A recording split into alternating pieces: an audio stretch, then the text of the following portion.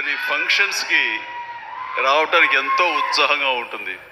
వాళ్ళు పెద్దవాళ్ళ చిన్నవాళ్ళ ఎలాంటి వాళ్ళని నేను చూడను. అది ప్రేమతో పిలిస్తే కనుక ఎస్ వస్తున్నానే అంటుంది.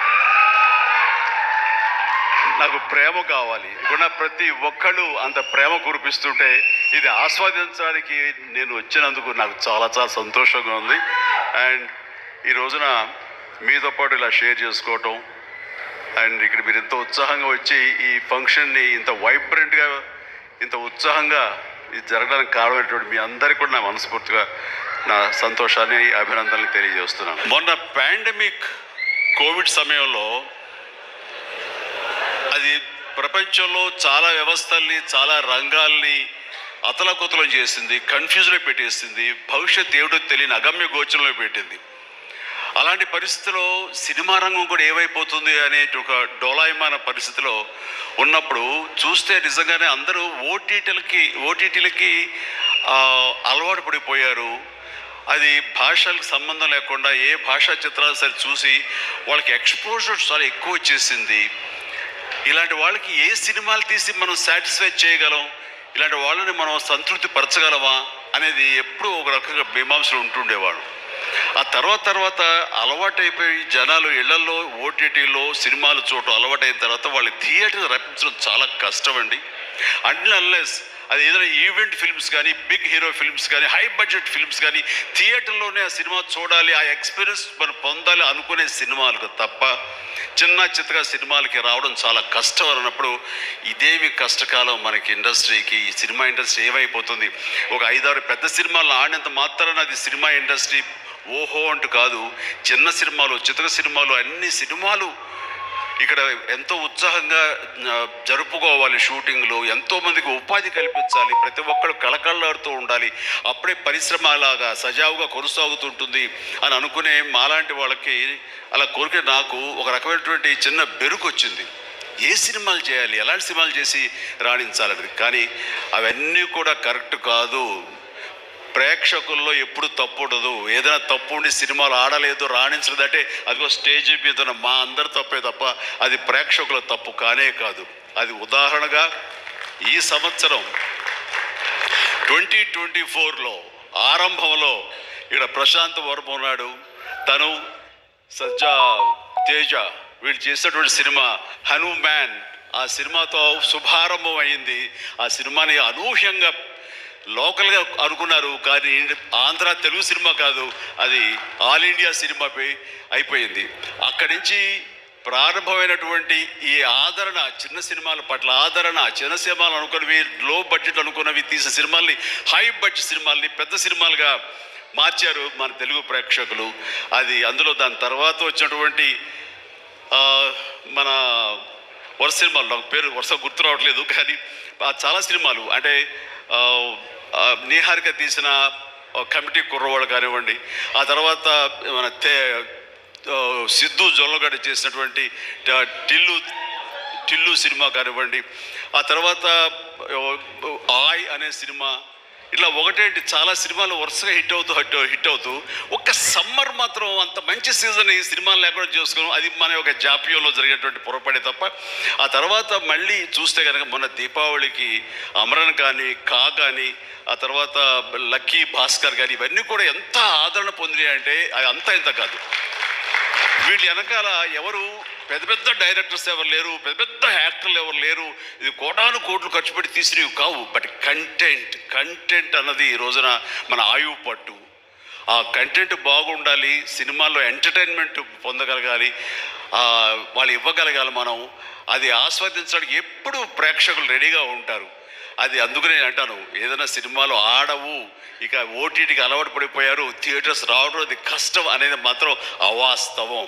ఈ రోజున ఈ మొన్న ఈ సినిమా వరుసలో మన సత్య ఇందులో ఉన్నాడు. సత్య చేసినటువంటి అలాగే మన కీరవాణి గారి అబ్బాయి చేసిన శ్రీ మత్తు మొదలరా 2 ఎంత బాగుంది ఆ సినిమా, ఎంత సరదాగా ఉంది, ఆద్యంతో చాలా చాలా బాగుంది. ఇవన్నీ కూడా నేనే ఉత్సాహంగా సినిమాలు 2 సార్లు చూశాను ఆ సినిమా.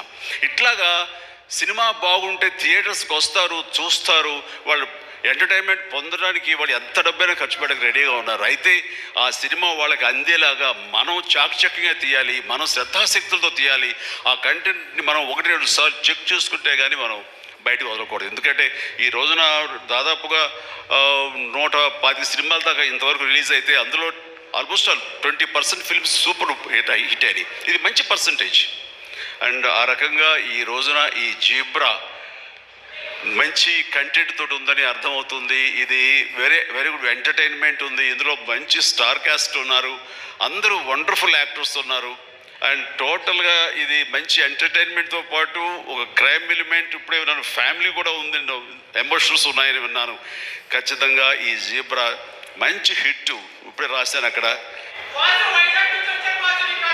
అయితే ఏంటంటే ఇప్పుడు అదే అది కాదురా, నువ్వు వచ్చావు వైజాగ్ నుంచి, సంతోషమే.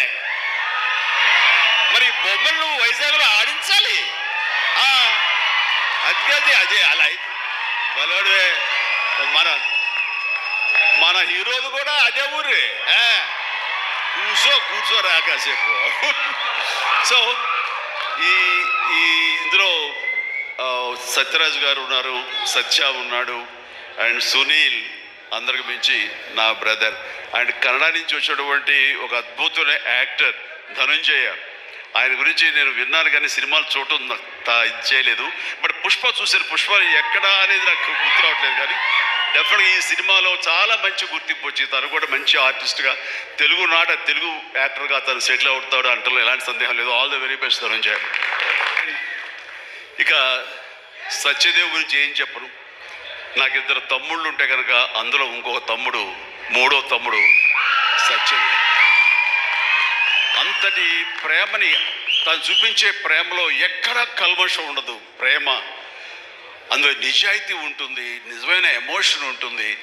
తను ఇందాక చెప్పినవన్నీ కూడాను అన్ని సత్యాలు. ఎందుకంటే నాకు అతను చూడగానే అతను ఒక స్వచ్ఛత ఉంటుంది సార్, ఆనెస్ట్, సిన్సియర్. అది మాత్రం చాలా అద్భుతం. ఎక్కడ కృతకంగా ఉండదు, ఇంప్రెస్ చేయాలని మాట్లాడడు, అనుకున్నట్టుగా ఎగ్జిబిట్ చేస్తాడు, చెప్తాడు. అది చాలా మనకి మనసుకు హత్తుకుంటుంది. నేను ఫస్ట్ టైం ఈ పాండమిక్లోనే ఒక సినిమా చూసాను. సినిమా పేరు నాకు గుర్తురాట్లేదు. ఏ సినిమా అది? Bluff master. తన నేచర్కి వ్యతిరేకమైన టైటిల్ అది. సో బ్లఫ్ మాస్టర్ అనే సినిమా నేను చూసినప్పుడు తర్వాత ఇంకో సినిమా కూడా చూశాను వరుసగా.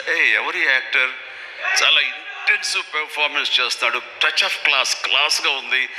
అండ్ మన తెలుగు మనిషిలాగా అనిపించలేదు. బహుశా అతని డబ్బింగ్ వాయిస్ ఇచ్చారు, ఎందుకంటే వాయిస్లో అంత రిచ్నెస్ ఉంది, అంత క్లారిటీ, అంత నీట్గా ఉందంటే మంచి డబ్బింగ్ ఆర్టిస్ట్ తోటి తనకి డబ్బింగ్ చెప్పించుంటారు. కాబట్టి ఎవడో బయట వ్యక్తి అయి ఉంటాడు. ఏ యాక్టర్ ఏ కన్నడ నాలుగు ఇంకోటి అనిపించేది. అని ఎవరితో మాట్లాడుతూ లేదండి మన వైజాగ్ అబ్బాయి అన్నాడు. మనూరు అంటారా,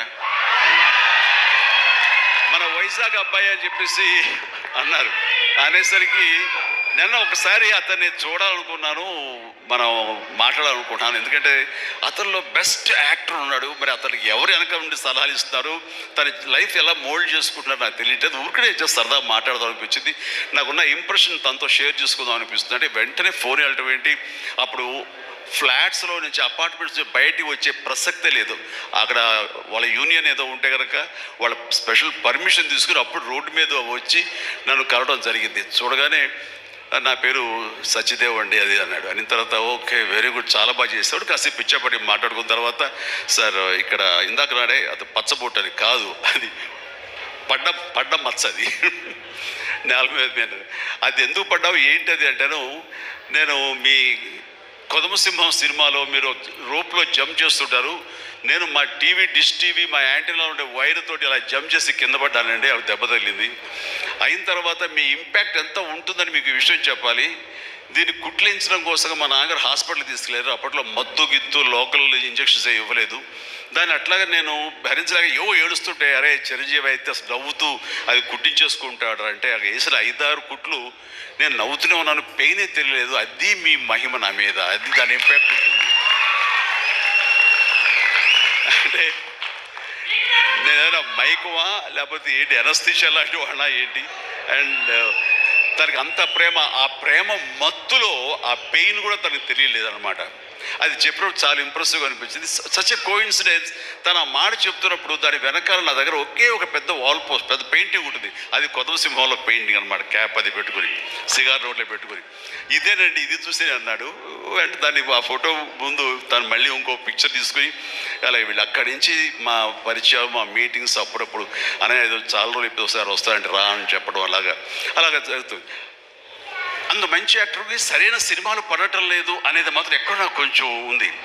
అంటే హీరోగా ప్రయత్నం చేస్తున్నాడు, హీరో అనేది కాకుండా వెరస్టైల్ యాక్టర్ అనిపించుకోవడంలో మాత్రం తన నటనకి హద్దులు ఎల్లలు లేకుండా చేసుకుంటే మరింత ఉన్నత స్థాయికి వెళ్తాడు. ఆ తర్వాత ఇతను ఏ స్థాయిలో ఉండాలి, ఏ పాత్రలో ఉండాలి, ఏ హీరోగా సెటిల్ అవ్వాలి ఏంటంటే ప్రేక్షకులు నిర్ణయిస్తారు. దాని ప్రకారం మనం ముందుకు వెళ్ళిపోవచ్చు. అంటూ గాడ్ ఫాదర్లో ఎవరో నార్త్ హీరోస్నో లేకపోతే ఇంకో హీరోస్నో బయట లాంగ్వేజ్ హీరోస్నో తీసుకొస్తే మనకింత పొటెన్షియల్ ఉన్న ఒక ఆర్టిస్ట్ ఉన్నాడు, అతన్ని ఆ క్యారెక్టర్ పెట్టుకుందాం అని అంటే కొంచెం రెసిస్టెన్స్ వచ్చింది. ఎందుకంటే మనవాళ్ళు అనగానే లోకువ. కానీ అతని పొటెన్షియాలిటీ, అతని టాలెంటు, అది ఎలాగా డెలివరీ చేస్తాడో తెలిసి నాకు ఐఎమ్ వెరీ మచ్ కాన్ఫిడెంట్ నాకు ఎదురుగా నిలబడే పాత్రలో చాలా అత్యద్భుతంగా చేయగలడని చెప్పేసి ఆ సినిమాలో నేను చెప్పాను కాబట్టి స్ట్రాంగ్గా ఒప్పుకున్నారు. ఇందాక తను చెప్పినట్లుగా తను అంతకంతగా ఆ దాంట్లో రాణించాడు, మెప్పించాడు, ఒప్పించాడు. ద ఫెంటాస్టిక్ పెర్ఫార్మెన్స్ ఇచ్చి ఆ సినిమా అంత ఎత్తుకు వెళ్ళటానికి, ధీటుగా నాకు నిలబడి చేయడానికి తను కారణమయ్యాడు. అలాంటి సత్యదేవ్ నా నమ్మకాన్ని నిలబెట్టాడు. ఇందాక అది ఆ మాట తను అన్నప్పుడు మనస్ఫూర్తిగా దాన్ని నేను ఆహ్వానిస్తున్నాను, ఆస్వాదిస్తున్నాను. అండ్ తనకి ఇంకా ఎంతో మంచి బ్రైట్ ఫ్యూచర్ ఉంది. ఎందుకంటే సత్యదేవ్ లాంటి వెరస్టైల్ యాక్టర్స్ మనకి తెలుగులో కరువైపోయారు. తను పరిధిని లిమిట్ చేసుకోకపోతే, ఎక్స్పాండ్ చేసుకుంటే బోల్డ్ అయిన అవకాశాలు తనకు వస్తాయి నేను చూస్తాను కూడాను. అండ్ అలాంటి ఈ సినిమాలో తను ఒక మాస్ హీరోగా కామెడీ తోటి, చాలా చక్కగా సెటిల్డ్ కామెడీ తోటి, ఒక యాక్షన్ తోటి ఈ సినిమాలో తనకి మంచి భవిష్యత్తు మళ్ళీ ఏర్పడుతుందని నేను భావిస్తున్నాను. అండ్ నా తమ్ముడుగా సత్యదేవ్కి ఆల్ ద వెరీ బెస్ట్ చెప్తూ ఈ సినిమా తనకి అద్భుతమైన విజయం చేకూరాలి. Please god bless really. నిజంగా ఇంకా నేను మరింత ఎత్తులు చూడాలి సత్యదేవ్. చూస్తాను కూడా. అండ్ ఇక ప్రొడ్యూసర్స్గా ఇద్దరు ద్వయం, మన Dinesh and Bala and Dinesh. And అలాగే వాళ్ళని సపోర్ట్ చేస్తూ ఇక్కడ ప్రస్తుతం ఉన్నట్టు ఎస్ఎన్ రెడ్డి గారు ఉన్నారు, బిల్డర్. ఆయన కూడా సపోర్ట్గా ఉన్నారు. వీళ్ళందరూ లాభాపేక్షతో కాకుండా ఒక ప్యాషన్ తోటి వాళ్ళు రావటం. సినిమా అంటే ఏం తెలియదు, సినిమా అంటే ఇష్టం కాబట్టి ఆయన కూడా ఓకే అంటే ఆయన ఇందులో కావాల్సినంత బడ్జెట్గా, హై బడ్జెట్ అయిందని వింటున్నాను. బట్ దానికి పెట్టడం, దాన్ని ఈ యొక్క Eshwar Karthik director, wonderful director. ఎందుకంటే ఆయన సినిమా పెంగ్విన్ అని తమిళ్లో నేను చూశాను సినిమాని పాండమిక్ టైంలోనే. And very refined actor, director. ఆయన ఈ సినిమాకు చాలా చక్కగా చేశారని తెలిసింది.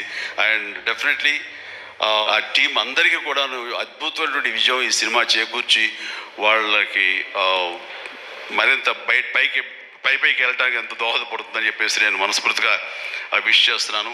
అండ్ అలాగే హీరోయిన్స్ వాళ్ళకి అంటే ప్రతి ఒక్కరికి, టీంలో ఉన్న ప్రతి ఒక్కరికి నా హృదయపూర్వక అభినందనలు తెలియజేసుకుంటూ నాకు ఈ అవకాశం ఇచ్చేందుకు ధన్యవాదాలు తెలియజేస్తున్నాను. All the very best.